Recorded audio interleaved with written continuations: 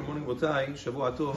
First of all, this is a very, very difficult day for all of Am Yisrael. May HaKadosh Baruch Hu comfort all of Am Yisrael for the loss of the Gedol Ador, Agon Rabbeinu Chaim Kanievsky, Zecher Tzadik V'Kadosh Livracha. Now that we are within 30 days of Pesach, it is important to start reviewing some of the pertinent dinim. There are many of them, so it's very important for a person to get educated on these laws. Now, obviously, with regards to Pesach, the main focus on Pesach is Chametz. The Torah refers to Chametz many times throughout the Torah. Chametz is leavening. What is leavening?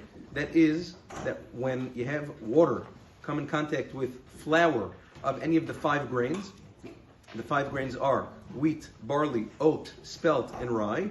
If water comes in contact with flour from one of those 5 grains, the internal composition now of that mixture, when left to a certain amount of time, or even, Shulchan Aruch speaks about certain situations where even without time, even under the prescribed amount of time, it can become chametz. It leavens, it rises, and that is chametz, which the Torah tells us that we must avoid at all costs during Chag HaPesach.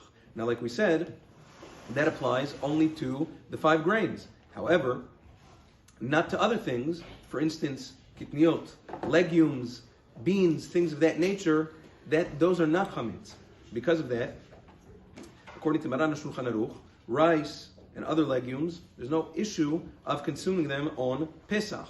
Nevertheless, the minhag of the Ashkenazim, the Rama speaks about this in Siman Reshun Gimal, as well as several communities among the Sfaradim, are to be machmir with regards to rice and other legumes on Pesach for several reasons. First of all, they share certain characteristics with the 5 grains. Also because sometimes when they would package it, sometimes kernels from the 5 grains would get mixed up into rice and other legumes. And we know that on Pesach, when you cook one of the 5 grains, if you cook chametz is not batel, afilu be'elef on Pesach. Because of that, many communities, Ashkenazim and some among the Sfaradim, separated or acted stringently with regards to legumes on Pesach. Now, like we said, the majority of the Sfaradim don't hold of this. The majority of the Sfaradim eat any and all kitniot, legumes, on Pesach. And that's the halacha. I'll tell you a story. One time, when Maran Zechrono Livracha became the Rabbi Rashi Israel,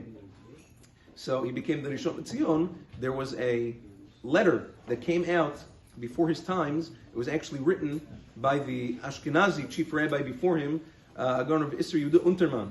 He was the Rabbi Rashi Ashkenazim. And he wrote a directive from the Rabbanut Rashit for Pesach, and it said as follows. Over there were like guidelines, bullet points for Pesach. It said, Hakitniot asurot, v'asfaradim noagim bo hetev.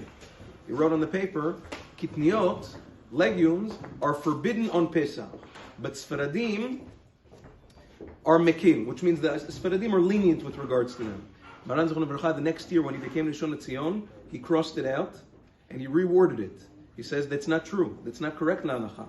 He wrote, Hakitniot mutarot ve'ashkenazim noagim bo lechumra, which means kitniot are mutar, ashkenazim are machmir. That's the way he wrote it for the next Pesach, so that everybody was clear what the halacha was. Yom Tov.